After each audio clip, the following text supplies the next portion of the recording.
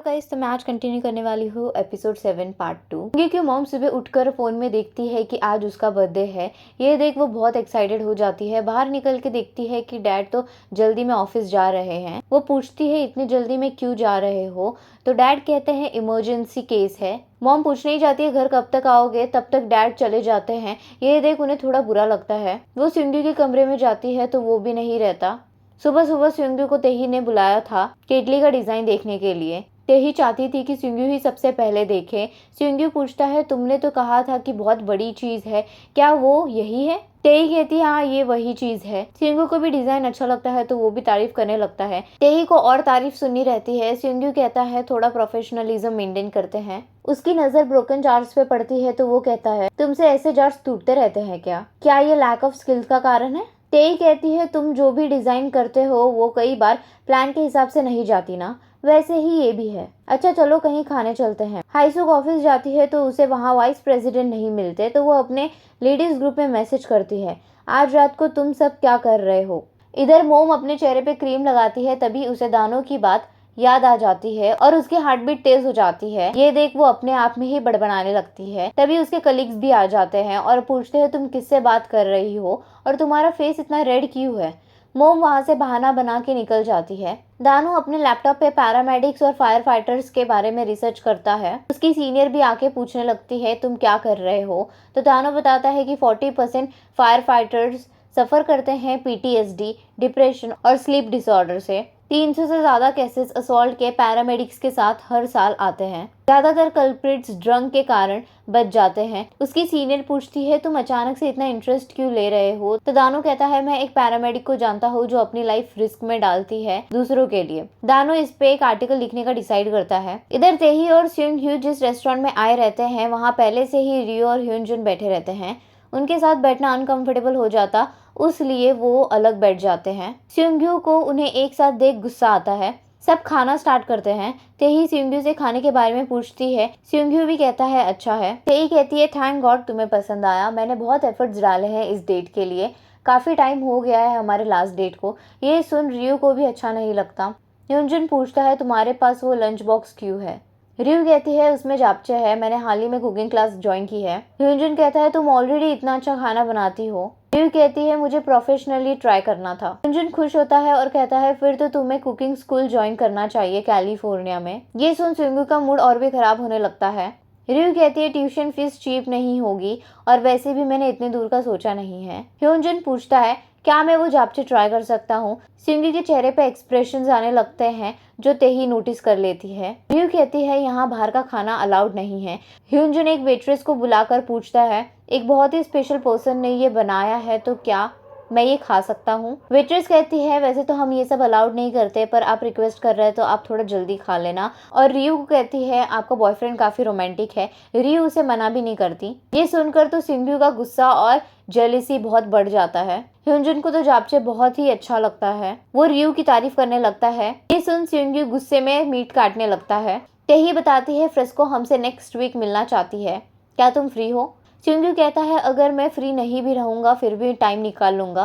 तेही कहती है अच्छा तुम्हें हाईवुन याद है, वो हमारे रिलेशनशिप के बारे में पूछ रही थी तो मैंने कहा कि तुम मेरे एक्स बॉयफ्रेंड हो पर हम अब भी एक दूसरे को पसंद करते हैं। सिंगू कहता है उसको सब सच बता देना, मुझे झूठ बोलना पसंद नहीं है, खास करके वो लोग जो प्रॉमिस करके भी सीक्रेटली मिलते हैं।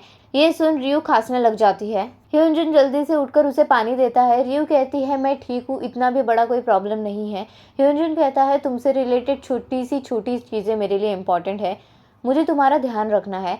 ये चीज़ पहले भी ऐसी ही थी और अब भी ये ऐसी है। सिंघ्यू उसे गुस्से में देखने लगता है। रियो रेस्टरूम चली जाती है। वहाँ से वापस आते समय लिफ्ट के सामने सिंग कहता है तुमने तो कहा था ना तुम उससे वापस नहीं मिलोगी। रियो कहती है इसे तुम्हें क्या, तुम भी तो वैसे ही हो। सिंघ्यू कहता है क्या तुम तेही के बारे में बात कर रही हो?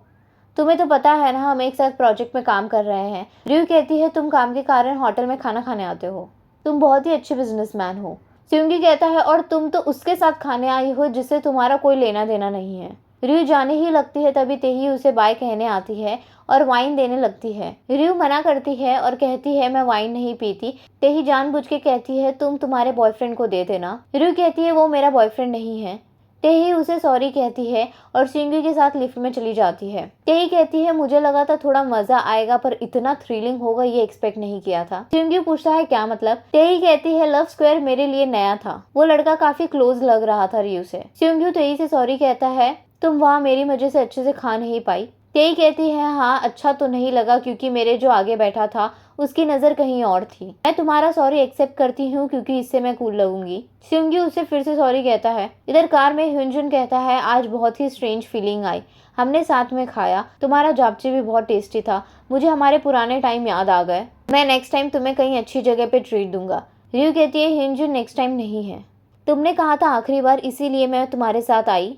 ह्यूनजुन कहता है चलो मान लेते हैं ये लास्ट टाइम था जब हमने स्टीक खाया, नेक्स्ट टाइम हम पास्ता खाएंगे, फिर किमची, फिर रियू कहती है ह्यूनजुन बस करो, मुझे पास के स्टेशन के पास ड्रॉप कर दो। दूसरी तरफ से हाईसुक मैसेज का इंतजार करती है। ग्रुप में उनका मैसेज आने लगता है। हाईसुक कहती है लगता है इन्हें याद आ गया आज कौन सा दिन है। सिग्नल पर मैसेज चेक करती है तो सब बिजी रहते हैं, कोई बर्थडे विश नहीं करता बल्कि आइस मेल्ट करने के लिए इनकी हेल्प मांगते हैं। ये देख उन्हें बहुत बुरा लगता है। हाईसुक ऑफिस जाके मदद करने लगती है, तभी सारी लेडीज उन्हें सरप्राइज करती है, वो रोने भी लग जाती है। तभी सुंग्यू का भी मैसेज आ जाता है हैप्पी बर्थडे मॉम, मैं जल्दी चला गया था तो मुझे विश करने का चांस नहीं मिला।